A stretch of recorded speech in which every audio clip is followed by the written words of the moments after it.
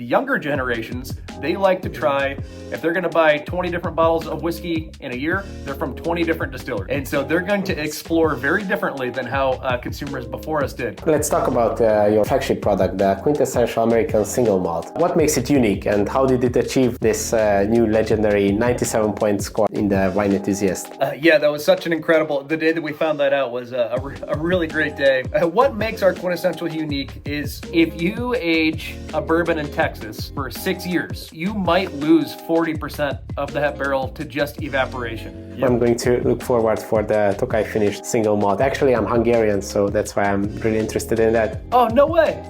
Very cool. Is if you go really deep into bourbon, like you really become a hobbyist and you explore all these bourbons, eventually you get to the point where you want to try something that's a little bit different. And there is single malt right there to catch you. So you've got temperature swings, humidity and pressure swings, and that is going to put a certain fingerprint on your flavor profile. I'm really glad you asked about this because direct to consumer sales is a very hot topic in America right now. It seems like you're ordering product from our distillery and we're shipping it to your door. Long term, that is exactly what we want to do. Legally, we cannot. Now in the United States alone, there's over 2,500 distilleries, and that has created a much more competitive market. So day one, when you release your product, it needs to be ready, it needs to be of quality, and most importantly, it needs to be.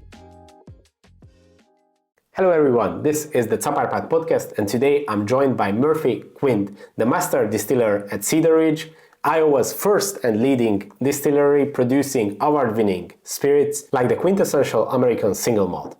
Murphy, welcome. Thank you for joining us. Hey, thank you. So glad to be here with you. It's really nice to meet you. How are you? How are you doing? Doing well. It's very cold and snowy here in Iowa right now, and so just kind of dealing with that, but I'll take it. It's not too bad. I can imagine. What are the main activities in the whiskey industry in this season? Throughout the United States, it's very different because there's so many different microclimates.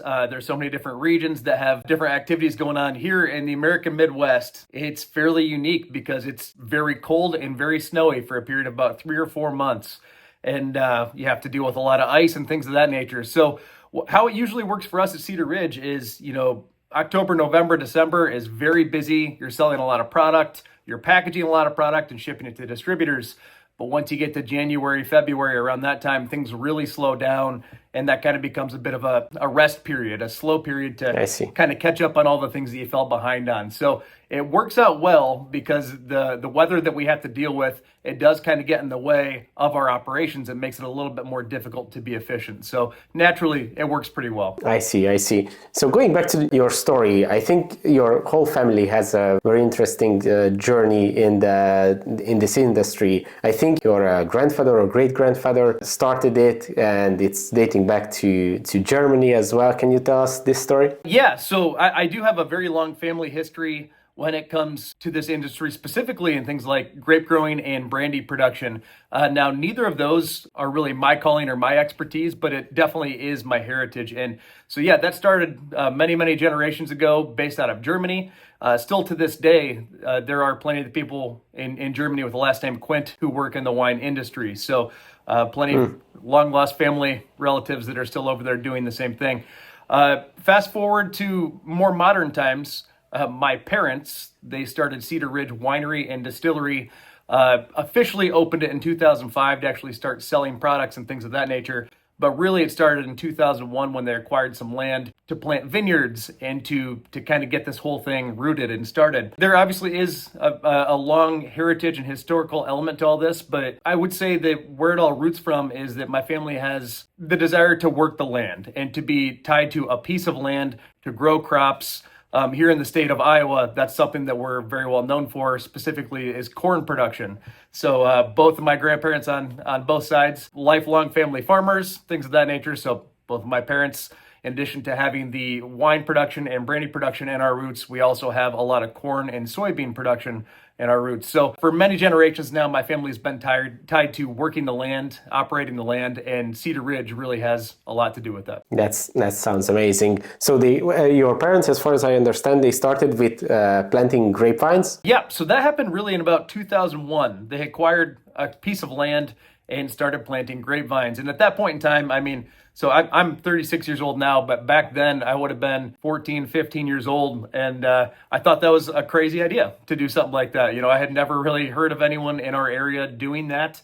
It seemed pretty far out there, but obviously they had a pretty grand plan and knew what they were doing, and it went quite well for them. So yeah, in 2001, they acquired the land, started planting the vineyards. And in 2005, we were actually able to start in small quantities releasing some product to the market. Wow, that's interesting. And you're right, because it's not very typical to have wineries in Iowa. No. And there are a decent amount of them out here, but they're all very small, very family owned. And so that really was the original vision that my parents had for Cedar Ridge, was to be a vineyard and have a winery. And the distilling elements was really to be like a differentiator, kind of the hook to bring people to our very small family-owned winery. Not to get too far ahead of us, but while the winery was firing up and we were releasing products to the market, there happened to be a major American whiskey boom that happened. And we were set up very well to transition into that and to approach that category as well. But the original business model was very much focused around a family vineyard, working this cool piece of land, developing it, and then making some fun wines from our own grapes. Yeah, that's really interesting. And I want to talk about this crossover as well. But before we go into that, how was growing up in this industry while the Cedar Ridge was starting? How did this influence your career decisions? And when did you know that you want to do this and you want to maybe become the master distiller?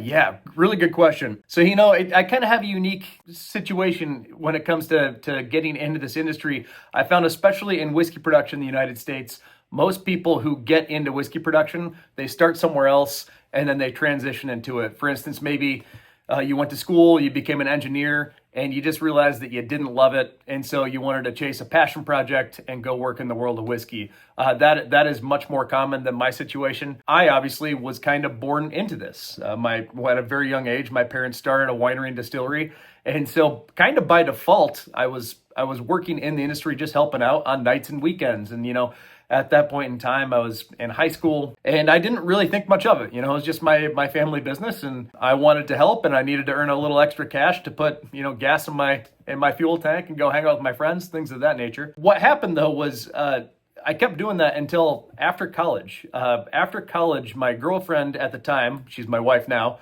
the two of us, we decided to just kind of take off and go do our own thing and become independent people. And while that was happening, we moved out to Denver, Colorado, and I ended up working at another distillery for a few years called Stranahan's Colorado Whiskey, a really well-known American single malt distillery in Colorado. Yeah. And it was really when I was there that I kind of put it together.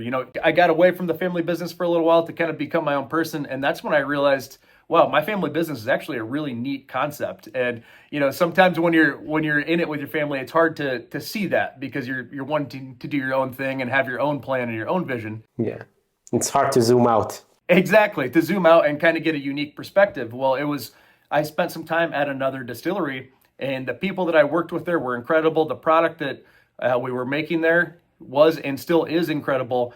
And that's when I was like, my family business is a really good thing. I'm really interested in it. And I'm also starting to understand that there might be a long-term career in this. And maybe it doesn't have to just be this very small family thing. Maybe it can be something even bigger than that. And I started to get really excited about it and started to really educate myself and pursue it long term. I see. So you just brought back home all your experience from Stranahan, and maybe was this the place where your fascination for the single malt whiskey came from? Because Stranahan is really well known for their single malt. Yes and no. It's interesting. So I had an incredible experience there. The people that I worked with, that was what was most inspiring to me, was just the people that I was sharing that experience with. They really fired me up and got me interested in it. It's funny, when I was there actually working, making American single malt, I was still very interested in bourbon because that was my background. Cedar Ridge is in Iowa, where we grow corn. By nature, I had more experience with corn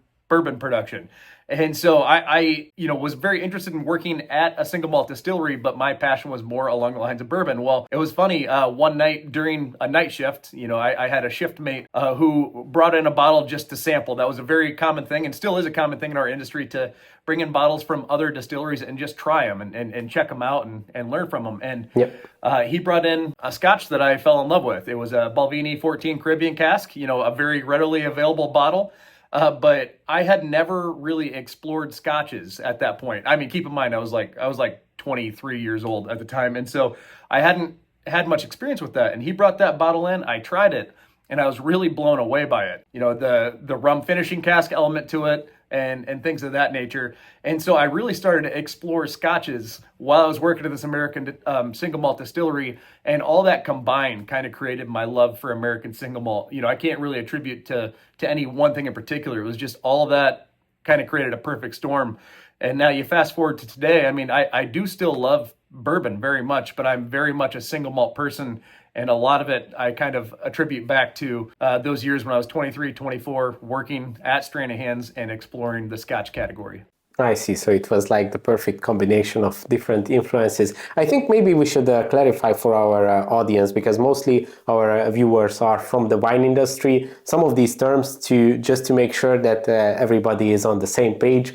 What are the definition of bourbon, single malt whiskey? How are they made? Yeah, so great question, and I'm glad we're covering that. Whiskey is like an umbrella category, if you will. There's whiskey up here, and then there's all different subcategories. There's bourbon whiskey, single malt whiskey, rye whiskey, and a lot of those subcategories are going to be determined by the grains that you're using at the beginning of the process. For example, bourbon, you can use many different types of grain, but at least 51% of it by law has to be corn. So the other 49%, it can be a mix between barley, rye, wheat, whatever, but at least 51% corn. Rye whiskey has to be at least 51% rye. When it comes to single malt, that one's a little unique because single malt has to be 100% malted barley. So they all come from the different grains that you're going to utilize at the very beginning of the process. Some have different requirements for different percentages of those grains, but they're going to create wildly different flavor profiles from those different grains. Very similar to, bread production, which I'm not super well versed in, but if you're using different grains at the beginning of that process, you're going to create different breads. And so that is kind of the difference between those whiskeys. And like I said, they create all sorts of different flavor profiles because of the grains that you're using. I think this clarifies it very, very nicely. So when you came back from your job, was this the moment when Cedar Ridge shifted into more whiskey production, or did this already happen before? Yeah, it was really unique. So in 2005, when Cedar Ridge first started taking products to market, like I keep mentioning, we were very wine focused, but we did produce some spirits on the side. Along the way, I would say before I came back, along the way, it did transition to more of a 50-50, so it was about half wine and then half spirits, but those spirits were very different. They were mainly vodkas, gins, a little bit of aged rum. We were doing whiskey, but in very small quantities. And so the reason why we didn't really have focus yet, we didn't really know what our niche was yet. We were really looking at this as more of a financial thing. If we can produce 5 barrels of rum for X dollars and sell them for Y, that's enough profit to keep this thing going, and we can, keep reinvesting in more inventory, things of that nature. Around 2010, when we started releasing bourbon made from Iowa corn, so all locally produced, that people really came out and supported, and that kind of took us to the next level. It showed us that, Cedar Ridge might have found its calling, and that we need to focus primarily on bourbon.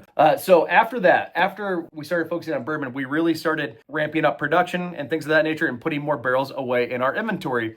When I came back in 2014, it did kind of escalate it to the next level. I was very much of the mentality that we needed to go all in. We can continue to make wine, we always should, and we can continue to make these other spirits as well. But we need to really focus on bourbon, single malt, and a little bit of rye because there's a whiskey boom happening. And I saw that when I was living in Colorado, how people would camp out overnight, waiting for special release whiskeys. Wow. made by these unique Colorado distilleries. And I was like, we can do something very similar to that. So I pushed us in that direction. I don't want to take all the credit in the world though, because that transition was already happening. I think I kind of just expedited the process. So when I came back, that's when we put in a dedicated still house. We bought some additional equipment. We started going 24 hours a day, 24 hours a day, 5 days a week at least, and really started ramping up production at that point in time. Wow. And how did the market react? Because before this, bourbon was more synonymous with Kentucky, and Iowa bourbon was probably a very new thing. Yeah, so that was one of the biggest challenges that we had, was getting people to understand that bourbon doesn't have to be made in Kentucky. Still to this day, we'll have people tell me that bourbon has to be made in Kentucky, and that definitionally is incorrect. It just has to be made in the United States of America. It did, however, originate in Kentucky, and I'll give them all the credit in the world for that. So it was very difficult to change people's perspective on that and get people to try something that is not made in the traditional location of Kentucky. That was an uphill battle. I can imagine. What happened is the people here have a long history of kind of being overlooked. We're known as what's called a flyover state, right? The Midwest in general in America is like a flyover region. People want to hang out on the coasts where there's big, interesting things happening, and they kind of write off the Midwest. Well, because of that, in turn, there has been an immense sense of pride created in the Midwest supporting Midwestern products. So that really worked in our favor because we were this Iowa distillery making an Iowa bourbon, and people in Iowa wanted to see more of that. So they were really quick to come out and support. It was a very unique situation that probably wouldn't have worked anywhere else. All we had to do was make sure that we were putting out a good quality product, and we knew that people would come out and support it. If you fast forward to today, we're the number one selling bourbon in the state of Iowa. And that might not sound all that impressive at first thought, but in 50 states, only one of them can say that, and that is the state of Iowa. In the other 49, Kentucky bourbon is the number one seller. So wow. We've really accomplished something, and it went both ways. It was us producing a really good product made from Iowa corn, but it was also Iowans coming out and supporting it and demanding more. And together that created a perfect storm for success. Wow, that is wonderful. So this community spirit really activated in your situation. That's correct. It was very much a community effort, and it still to this day is. That's something that we take very seriously. We distribute to most of the United States, and we even do a little bit of exporting. But at the end of the day, we always make sure that our best products always have a presence in Iowa. We make sure that we, in all of our messaging and all of our promotional activity, we make sure that Iowa is very tied in, because we realize that without our state, without our local customers, we wouldn't be where we're at, and we wouldn't have a sustainable business model. Of course. And would you say that even now Iowa is one larger part where you sell your products, or now with all the exports and the 30 states, is it a smaller portion of the distribution? Yeah, so it's interesting how that all works out. So we make different whiskeys for different consumers. For example, we make a bourbon at 86 proof, and that bourbon's more of an economical product, still a great product that provides a lot of value, but it's affordable because it's only 86 proof, and what you're paying for is the alcohol. We make a barrel proof bourbon, which is 116 proof, and it's going to be a little bit more expensive on the shelf, has a little bit more age to it, things of that nature. And then we make some fun single malts that I'll come back to here in a second, but all those are targeting different people. All of those products combined, we do still to this day sell most of them in the state of Iowa. So I want to give credit where credit is due, but the way that we distribute them is a little bit different. The 86 proof bourbon, we don't really distribute that to, say, like Texas and California and things of that nature, because that's not where people traditionally explore new brands of whiskey that they haven't had before.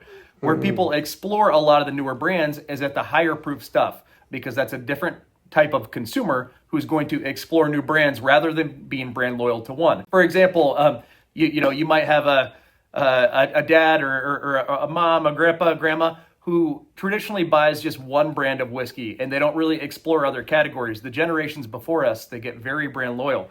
The younger generations, they like to try, if they're going to buy 20 different bottles of whiskey in a year, they're from 20 different distilleries. And so they're going to explore very differently than how consumers before us did. So we've had to really take that into consideration when it comes to distribution. So Going full circle, the 86 proof bourbon, that is primarily sold in the state of Iowa because we know that we're going to have a lot of trouble selling that elsewhere. We also distribute the higher proof stuff here, but that is also something that we're very focused on spreading our footprint throughout the country.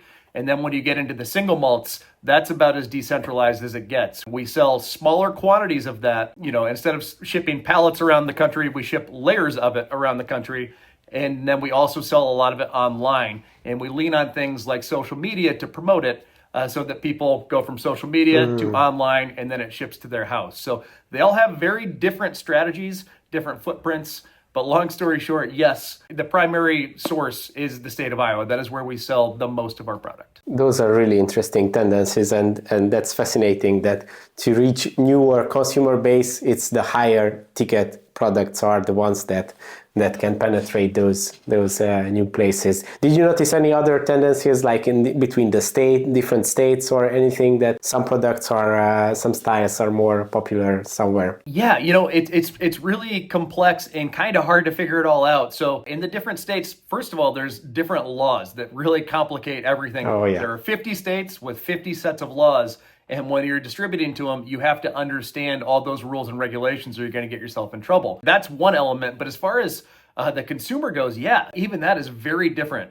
So I've had the pleasure over the last few years of traveling the country a lot promoting our brand. And I've found really unique pockets where they support certain types of whiskeys versus others. For example, in South Carolina, they're very interested in bottled in bond bourbon, which is a type of bourbon, just a certain designation. The criteria of it has to be at least 4 years old. All the barrels have to come from the same season. There's a few other rules. It has to be in a bonded warehouse. There's a few other rules and regulations for it. But in South Carolina, they really like the bottled in bond designation on their bourbon.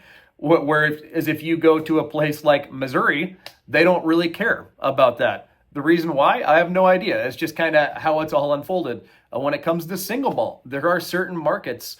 The state of Texas, I was really surprised. About 6 months ago, I was down in Texas, and I was really assuming that would be a heavy bourbon market.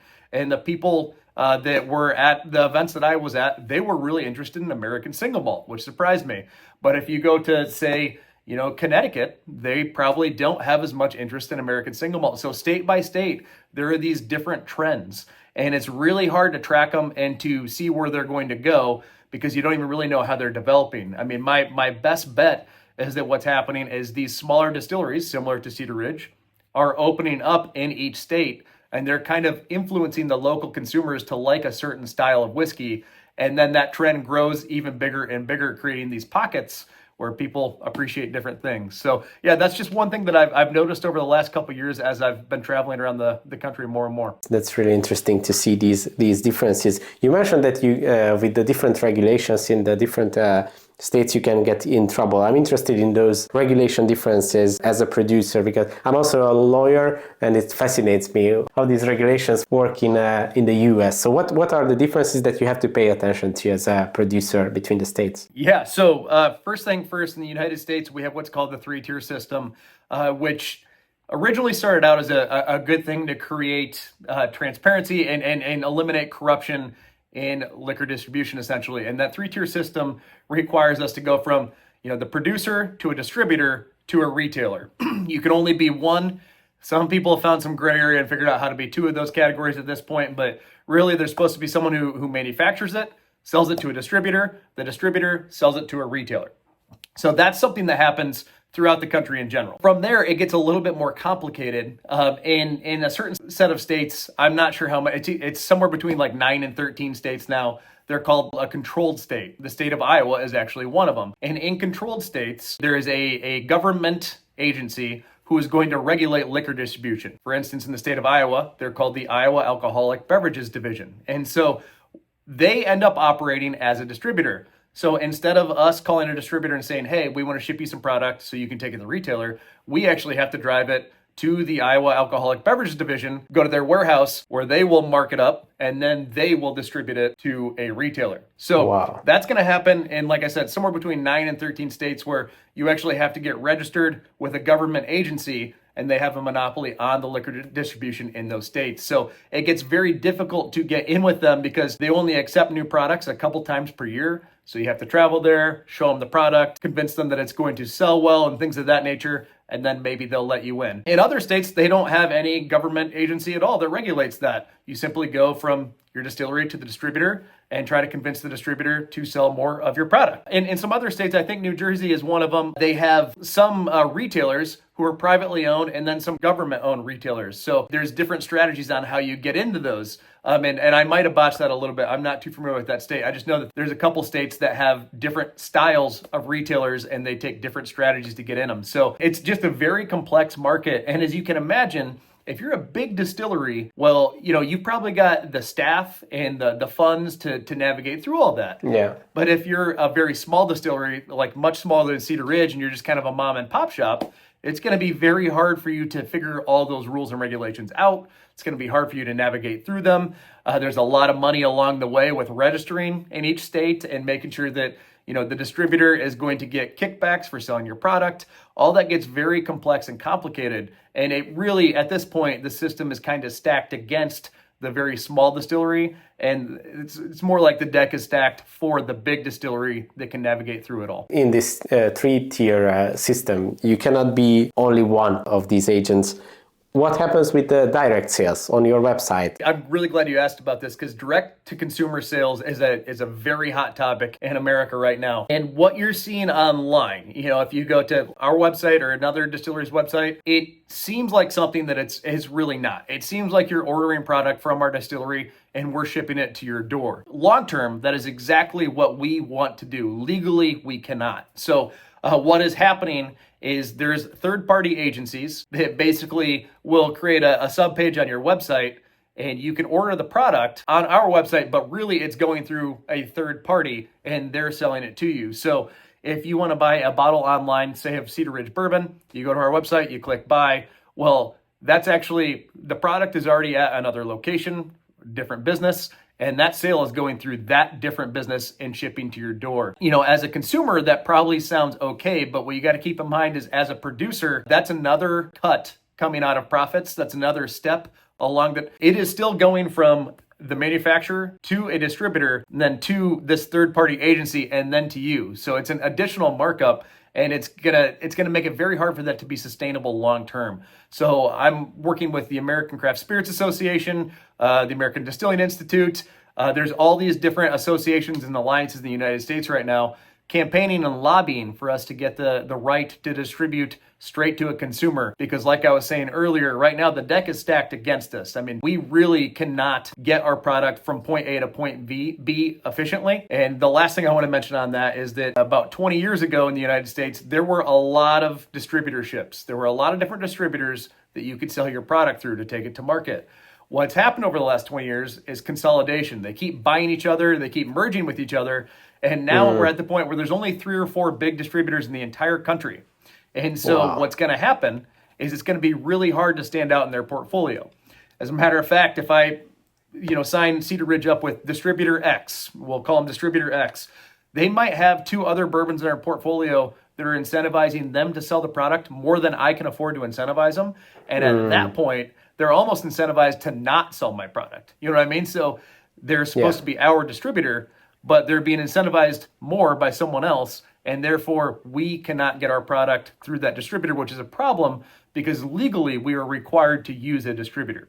So what we need long-term in order to succeed, if you're a fan of whiskey, specifically in the United States, we need to go direct to consumer. Otherwise, what's going to happen is a lot of these distillers, they're going to start to go away. It's not going to be sustainable long-term. And the selection that you see at the market right now, which is very exciting as a consumer, is incredible. But that selection is dramatically going to reduce because of this one problem, and that is distributor consolidation, unless we can get the right to go direct to consumer. Well, you are totally right. And I think, I'm shocked by this system. It's pretty stupid idea to force these products through all these different levels and add all the margins to it. It's not good for anybody. For the consumers, the product gets more and more expensive through each of these steps, and it's bad for the producers, as you said. So I think it did start out as a good thing. It probably was a good thought and a good system.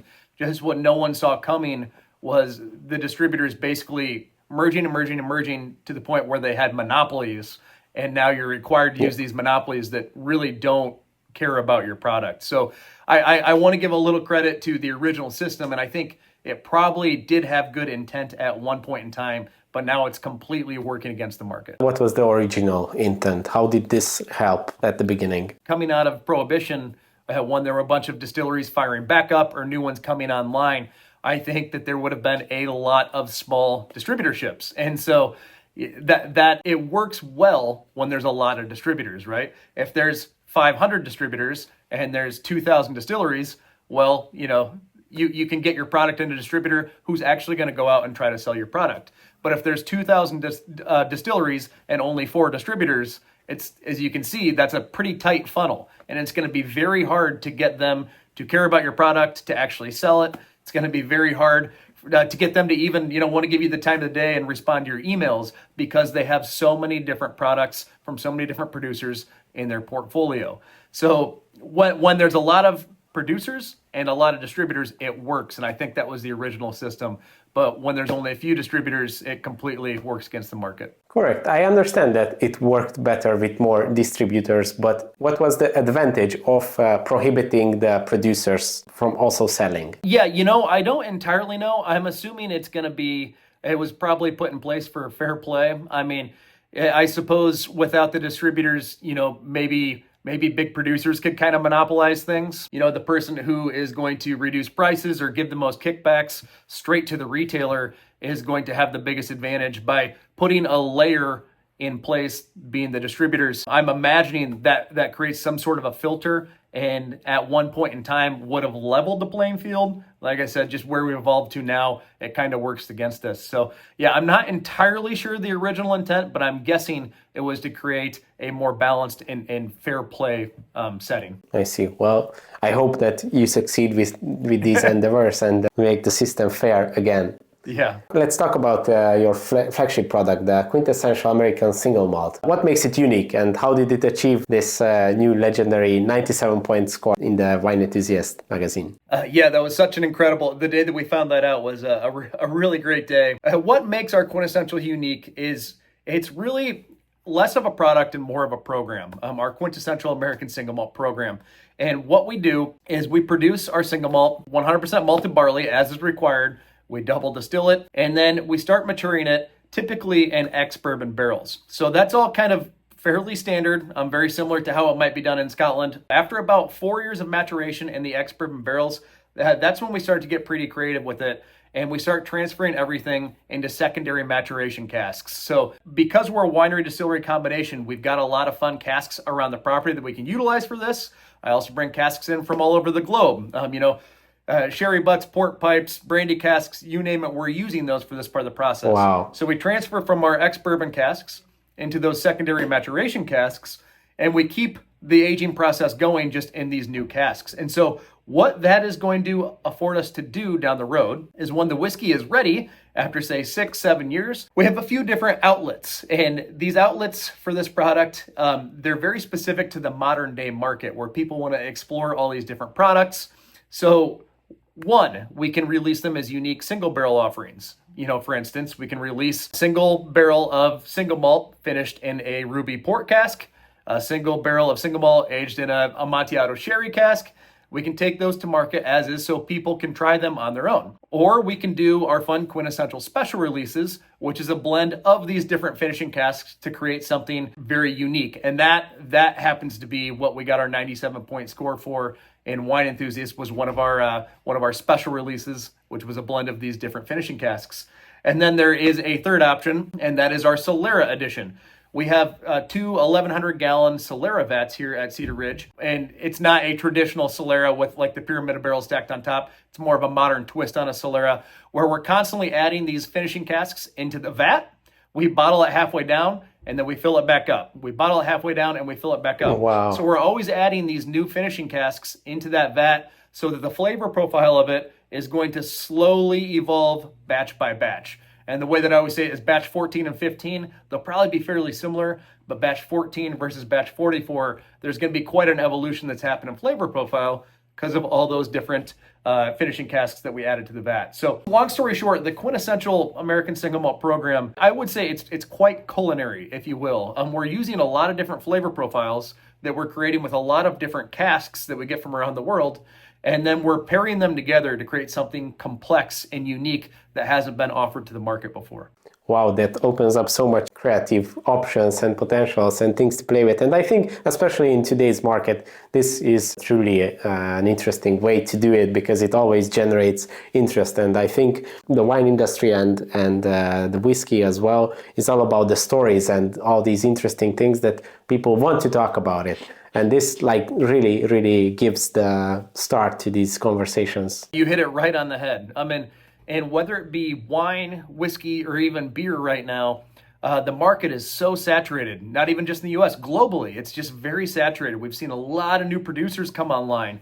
And what that's made is a market that's very hard to stand out in.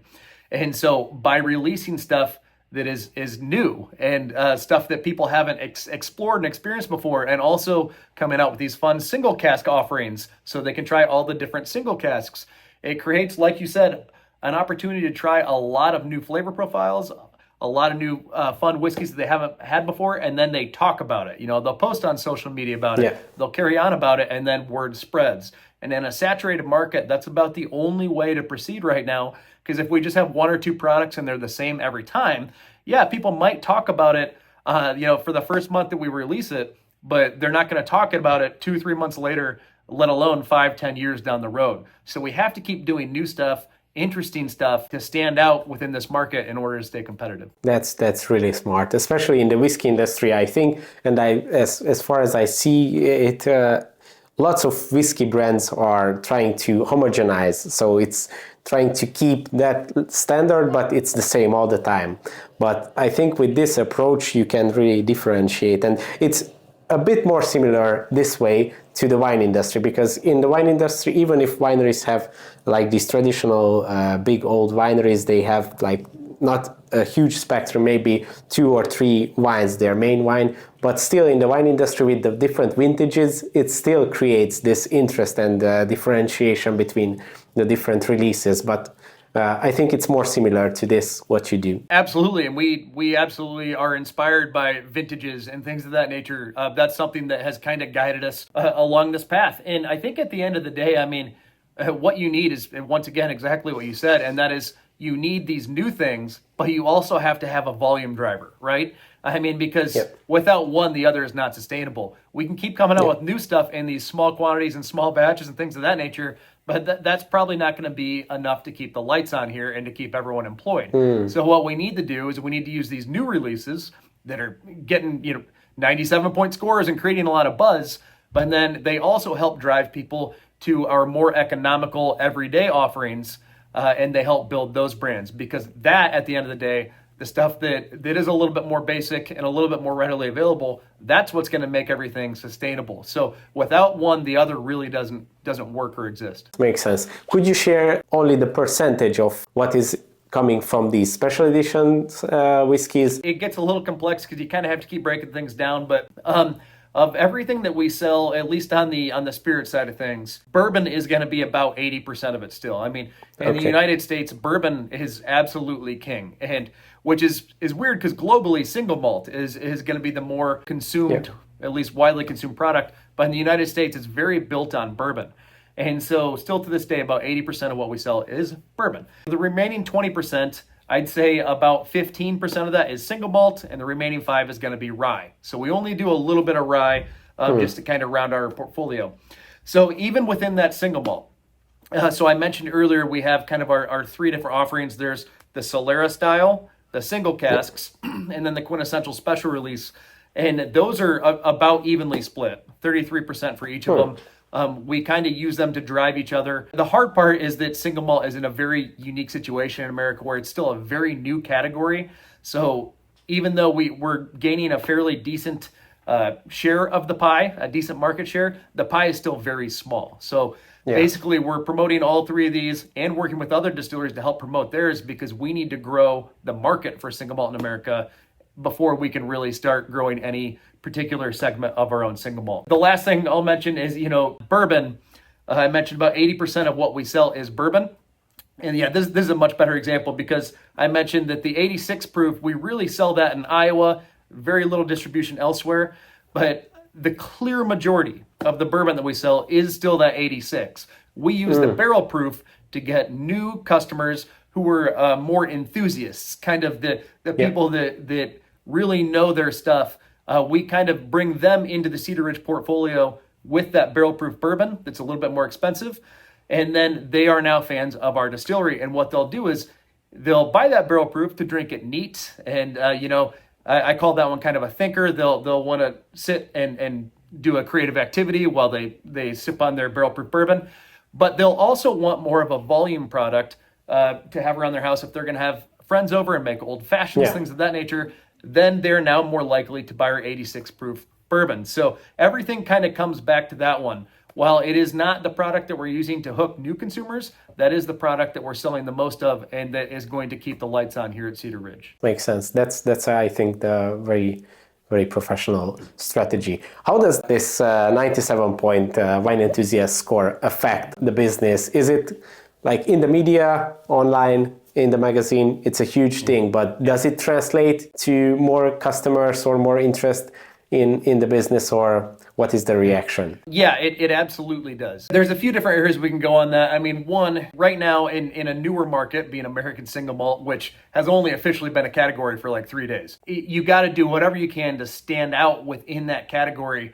And getting a 97-point rating from one of the most popular publications is huge. I mean, we can really carry on about that. We can put that in our advertising and promotions, things of that nature. So it really helps us gain credibility in an emerging market. And when a market is new, credibility is pretty much everything. You want to position yourself at least near the top when it comes to credibility because people are more likely to give you a chance as they explore that category. So it helps there. But another area that we've really been studying is getting wine drinkers to convert over to single malt. Because backing up, American single malt, like I keep saying, it's a newer category. And so you got to figure out where are you going to get these consumers to transition from to come to American single malt.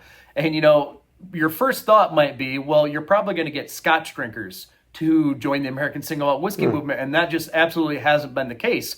And the reason being is because if you're a Scotch drinker, you're pretty loyal to Scotch already. You've probably fallen in love with things that are really well aged, and that's not going to be our strong suit yet because we're a fairly young movement in the United States. So we don't have 30-year-old single malt yet. We have somewhere between 5 and 10-year-old single malt. So it's going to be really hard to get Scotch drinkers to come to American single malt. The two areas that we're exploring the most of are actually converting bourbon drinkers to single malt, which there has been a decent amount of. And that is because what happens is if you go really deep into bourbon, like you really become a hobbyist and you explore all these bourbons, eventually you get to the point where you want to try something that's a little bit different. And there is single malt right there to catch you. The process in single malt, there's a little bit more to study and to geek out about if you're an enthusiast. And so some bourbon converts will end up there. But lastly, the area that we've been exploring a lot is people who enjoy premium wines. If you enjoy premium wines, single malt, once again, is right there to catch you because the process behind it is really neat. You can study the different casks used during maturation, which a lot of times there's going to be wine casks involved. So that's a nice, easy bridge there. And you're already used to paying a little bit more of a premium for your premium wines. And you're going to need to do the same when it comes to premium American single malts. So bourbon converts and wine converts are an area that we're really studying and working to bring more people to the single malt category right now. And so things like a high rating and wine enthusiast, I mean, that couldn't be a bigger win than it was. Wow, I see. That makes sense. Now, well, this is the perfect place then to reach some more wine enthusiasts and the wine people to bring to the single malt culture. Yeah, you got it. And also the setup of your distillery is also the perfect combination. Being also a winery, you probably have access to lots of wine barrels and casks, and you have a nice playing field there. Yeah, and I'll touch on that real quick. I mean, in addition to already having some wine consumers because of our own winery, I'll just focusing on the production elements. We have some real advantages there, and that's like today in the morning, we can dump some barrels of wine for bottling and then refill those barrels the same day with single malt. So before they dry out, before they start to kind of deteriorate or lose their influence, we can fill them up very quickly, and that is an advantage. And I'm not saying that the opposite is a disadvantage. It's just an advantage that we have that. We do bring in barrels from all over the world. The thing is that sometimes when they arrive, they're a little bit dried out. You have to hydrate the barrels and get them kind of back intact. But two, they're going to impart less flavor. So it is an advantage for us to be a wine or distillery combination because we can utilize our own casks while they're still fresh in our single malt production. What are your experiences or maybe tendencies that you noticed with wine cask? What grape varieties, what styles of wine work the best, or if you ever noticed any barrels that are not perfect for aging? Yeah, so at this point, we've used probably upwards of 60 different finishing casks, a lot of them wine-based from all over the world. Some of the interesting ones have been, like we did some Tokai recently. We've got Muscatel.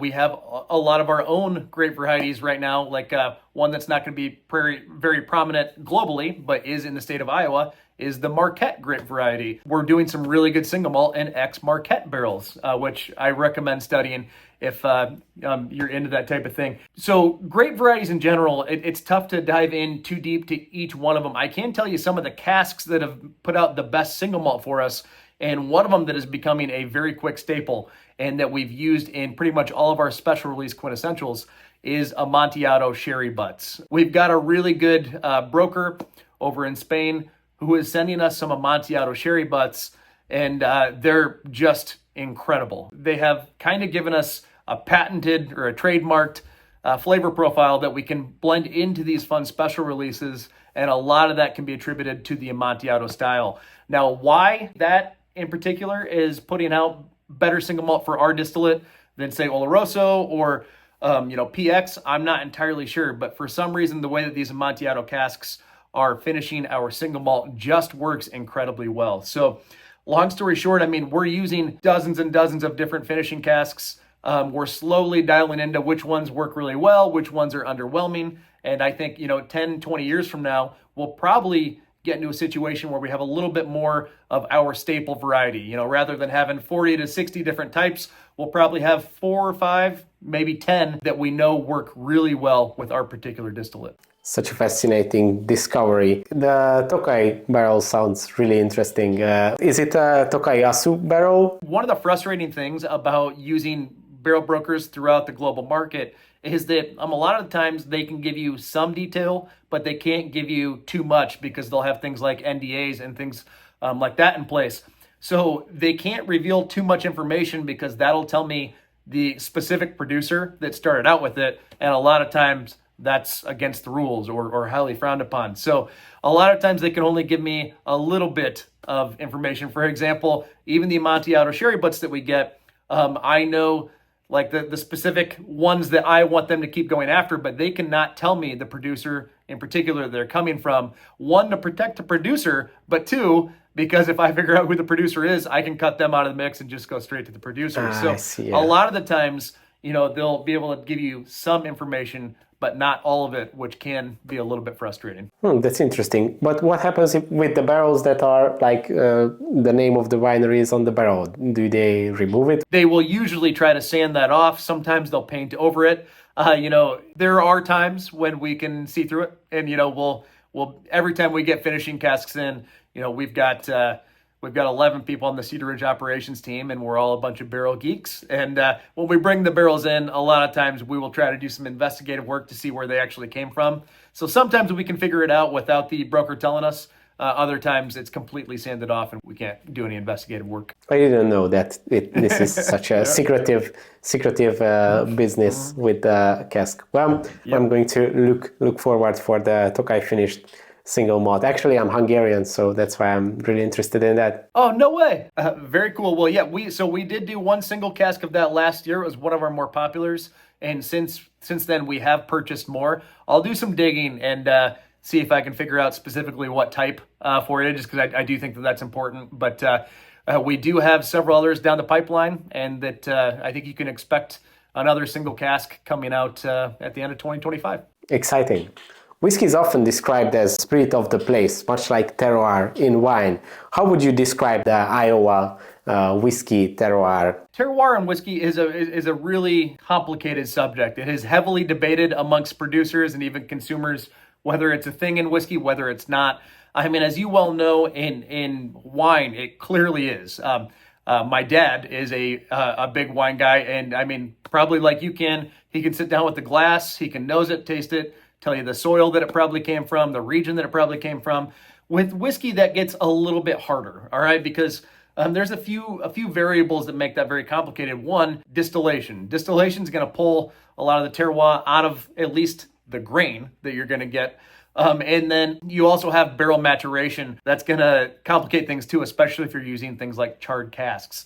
So in my opinion, is terroir a thing in whiskey? Yes, just not to the same extent as in wine. A lot of the times where you can start to get like a sense of place tied to a whiskey is going to come from the climate that it's matured in. For example, in the state of Iowa, where I am right now, it is currently about 0 degrees outside, and our barrels are in a non-climate controlled maturation setting. That means that the barrels themselves are literally sitting in 0 degree temperature. In the summertime in the state of Iowa, we will hit 100 degrees. So we will see a little over 100 degree swing, and our whiskey will go through that during the maturation process.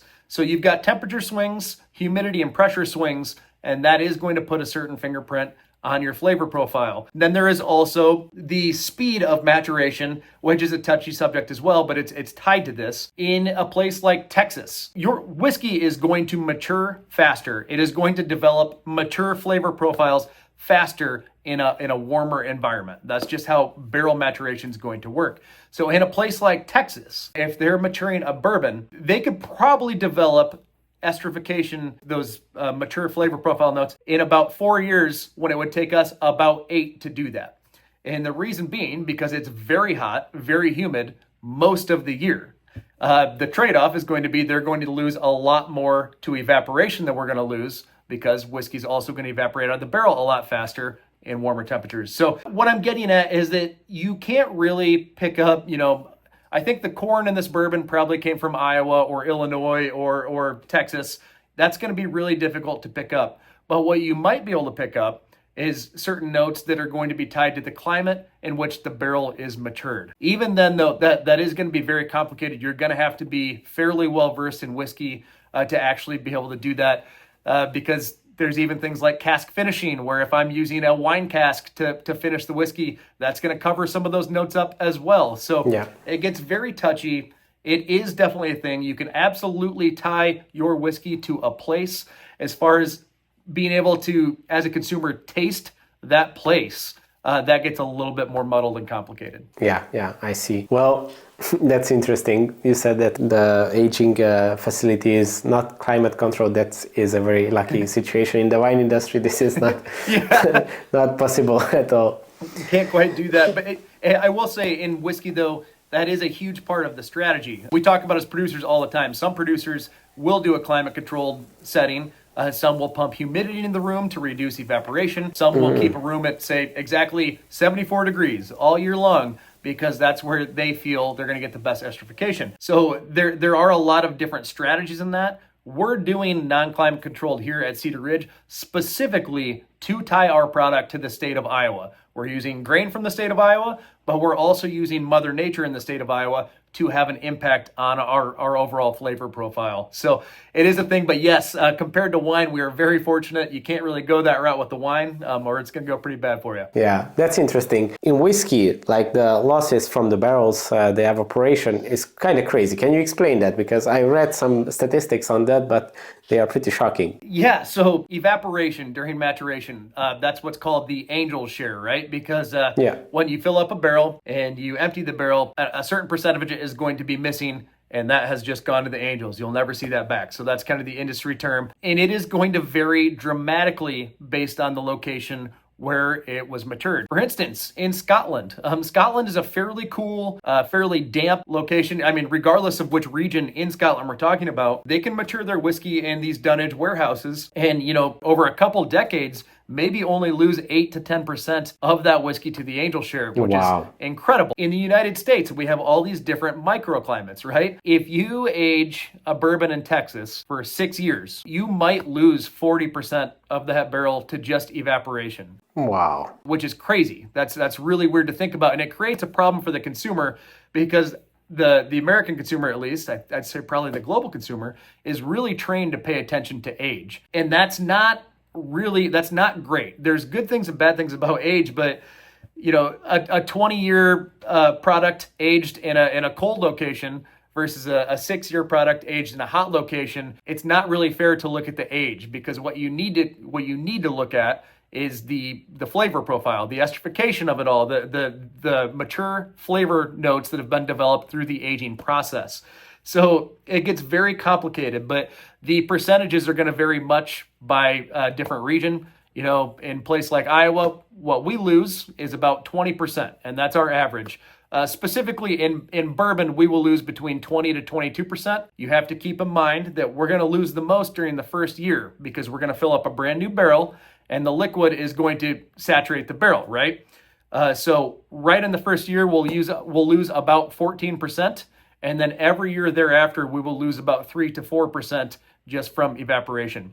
If we're filling up an ex-bourbon barrel with single malt, you got to keep in mind that wood is already somewhat saturated from having the bourbon in there, and therefore we will probably only lose 7 to 8% in that first year and 3% thereafter. So it's going to change a lot, but the biggest driver in these changes is going to be which microclimate of the United States are you aging in. If it's hot, if it's humid, if it's dry, those are all going to have a big impact. Okay, that's smart to use the higher losses barrels, not for the single malt. But actually, I think this should be talked more about, because as you said, I never thought about this, that the aging and the losses can vary so much. And it's not the same for a 20-year-old from a warmer climate and from a colder climate. This should really be brought into the attention of the consumers, because it's really not fair to compare those two things. Yeah, at the end of the day, I mean, what you're looking for is quality. And don't get me wrong, I do find age as it's a really interesting element, right? I like to try something that is old and kind of reminisce. For instance, if I have a 30-year-old Scotch, which I've had once or twice in my life, if I do that, I'll try it and I'll think about all the things that happened while this whiskey was in barrel over the last 30 years. Man, when this whiskey was put in the barrel, I was only 6 years old. Yeah. It's just kind of fun to sit there and reminisce. But as far as flavor development goes, that does not directly correlate to how many trips around the sun a barrel has made, being years. What it does correlate to is esterification, is, acids converting into esters and just developing these mature flavor profile notes, such as like a leathery type flavor profile note. That is going to happen at different frequencies, at different speeds in different regions and locations. Interesting. Are there any specific aroma profiles that you can only reach with many, many years? Or is the difference not so obvious? And that's probably a heavily debated one, but I would probably say it's not so obvious, because you have to also factor in every distillate is going to be different, right? I mean, the distillate that I'm going to produce versus the distillate you might produce, they're going to be two very different bases that we're starting out from. And so while the region does definitely have an impact on the flavor development, there might be certain flavors that my distillate is just not capable of achieving and that yours is, and vice versa. So it's fairly complicated to say that, there's one note in particular that might develop, because I'm not sure that that's going to work across the board at least equally. I see. So like a very, very professional whiskey taster might not be that comfortable telling the age of the whiskey. A very, very experienced whiskey mind might be able to taste a product and come up with a decent guess of age. But the reason that I'm saying that is because they can probably also figure out which climate that was matured in. And if you do that, you can kind of work backwards. I don't think that you can determine the age of a whiskey by tasting it without factoring in the region that it probably originated in. So okay. I do think a well-versed mind could probably figure it out, but it's going to come from being able to pinpoint where it was matured and working backwards from there. That's interesting. That's a big difference between wine and whiskey, because in wine it's pretty easy. You don't even have to be very professional to at least to catch the ballpark of the age of the wine.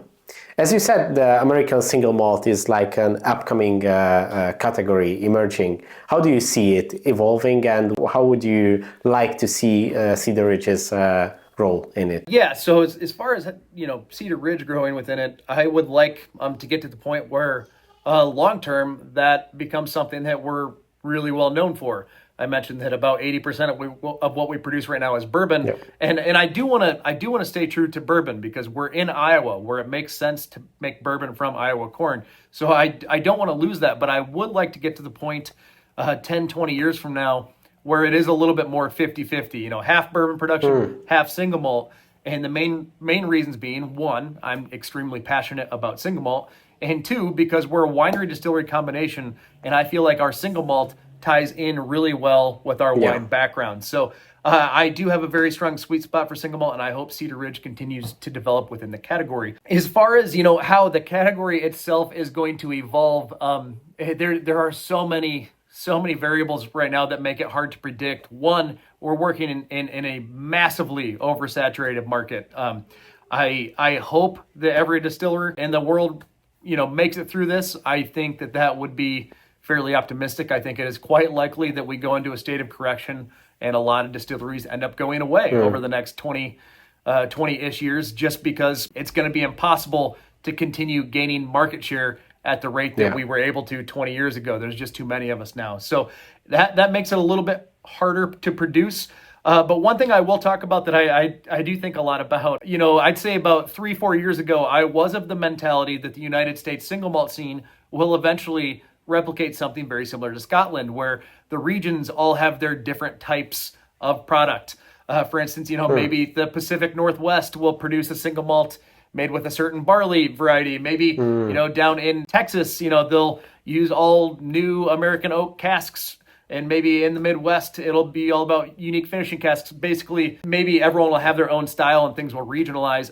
I no longer think that will be the case. And the reason being is because you have to look at how that would have developed in Scotland. And when Scotland really regionalized into different styles of whiskey production, access would have been a huge complicating factor, right? You only have access to what is locally provided around you. Fast forward to today, we have access to everything. For example, once or twice a year, we will produce whiskey made with peated malt. We don't peat it ourselves. We have to bring in peated grain, and we actually get that literally from Scotland. We buy the barley from Scotland and mash it and process it on site. So the amount of access that we have these days is going to prevent us from regionalizing into like certain traditional production methods. I think what is most likely to happen is 20 years from now, there are a few very prominent American single malt distilleries, and they have found their own thing to hang their hat on. Rather than they're doing their regional thing, they're just doing their own style. And so it does create some room for differentiation, but it's not going to be tied to region. It's going to be tied to each distillery's own preferences and historical roots. Okay, that makes sense. What about whiskey tourism? As far as I read, it is kind of a growing segment, much like wine tourism. How is Cedar Ridge tapping into this trend?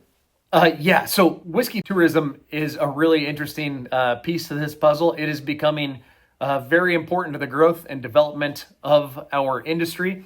In the past, there were really two places that you would go to for whiskey tourism, and that was Scotland and Kentucky, right? If you want to drink single malt, you go to Scotland. If you want to drink bourbon, you go to Kentucky. That has obviously really changed over the last 10 to 20 years, because now there's distilleries in every state, and many of them have become quite good over the last decade or so. So there's a lot of opportunity to travel to different regions, different states, and try their products. At Cedar Ridge, it's been a lot of fun because, we're in Iowa, where not a lot of people choose to go on vacation, which to me, that's crazy, because Iowa's a very beautiful state. There's a lot to do and a lot to see here.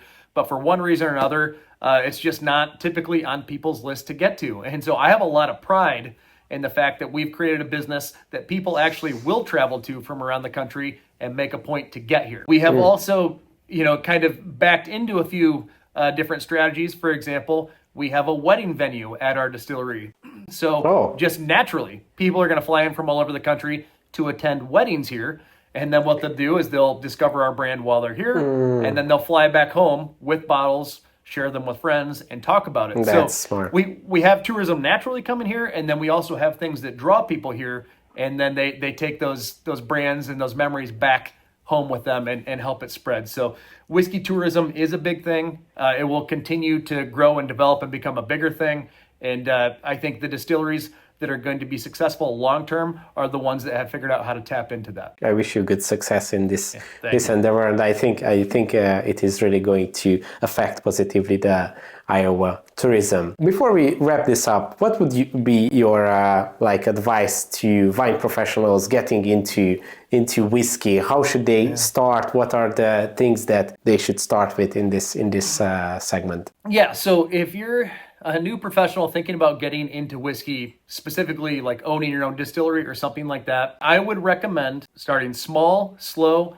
but be very, very focused. The reason I mention that is because in 2005, when we opened up, there were only like 40 distilleries in the United States outside of Kentucky. It was a very small industry, and we kind of had the ability to figure things out as we went. Even if we released a product that was just mediocre, people would still support us because it was an uncommon business and they wanted us to grow, and they were kind of in our corner. Well, now in the United States alone, there's over 2,500 distilleries in the country. Wow. So there's been this massive boom and distilleries coming online, and that has created a much more competitive market. So I would be very strategic in how you spend your money, and I would have a very strong vision in what you're trying to do, because you no longer have the ability to figure this out as you go.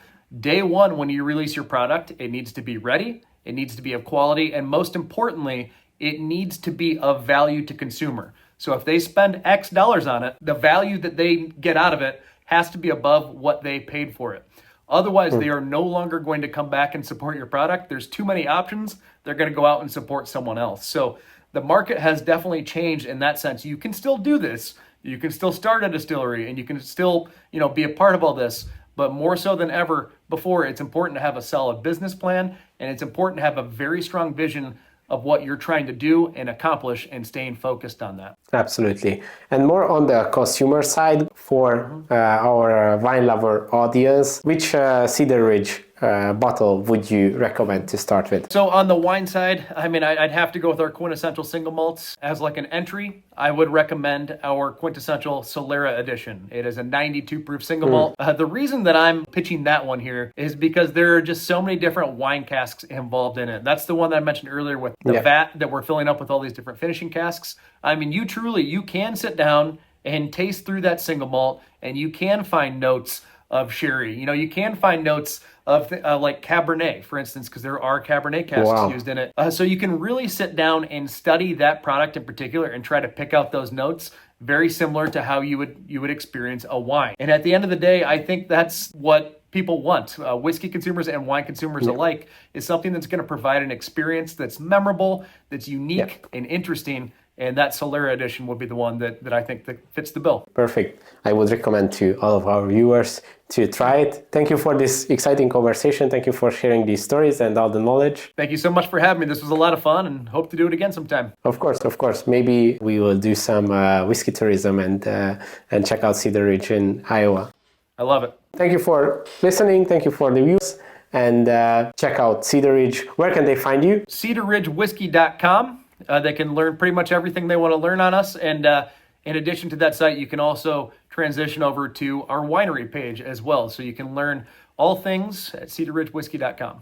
Thank you for watching, and see you in the next episode.